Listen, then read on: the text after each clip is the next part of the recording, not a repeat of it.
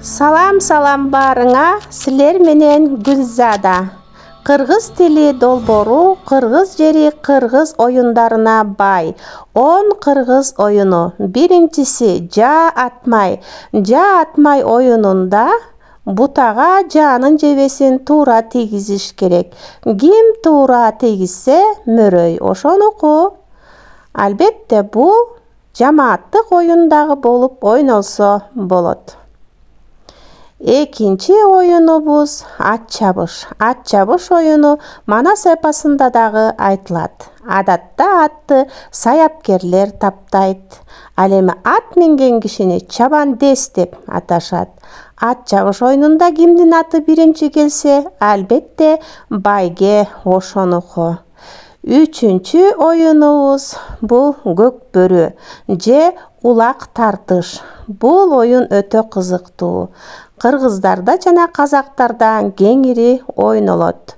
Бул оюнда улакты ортодогу казанга салган команда биринчи орунду ээлейт.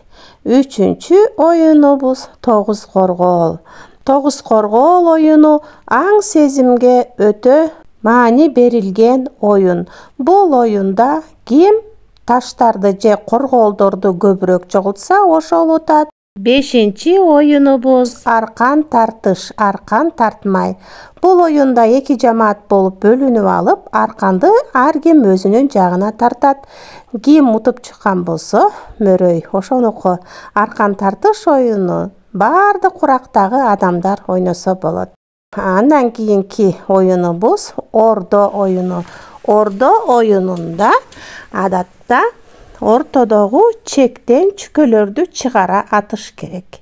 Бул оюнда абалак, чүкө кеңири колдонулат. Эки жамаатка бөлүнүп алып, ким көп упай топтосо мөрөй ошонуку. Кийинки оюнубуз ак чөлмөк оюну. Ак чөлмөк оюну түн ичинде ойнолот. Бул оюнда эки топко бөлүнгөн адамдар ак чөлмөк деген жыгачтан жасалган кичинекей таякчаны ыргытышып жана аны командасы менен табышы керек болот.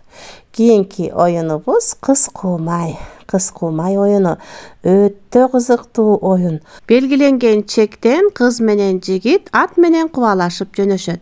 Адатта кызды алдыга коет. Жигит кызды кубалап жетсе, уткан болот. Саламатта калыңыздар. Силер менен Гүлзада Кенжебаевна болду. Соц желедеги ушул даректериме жазгыла.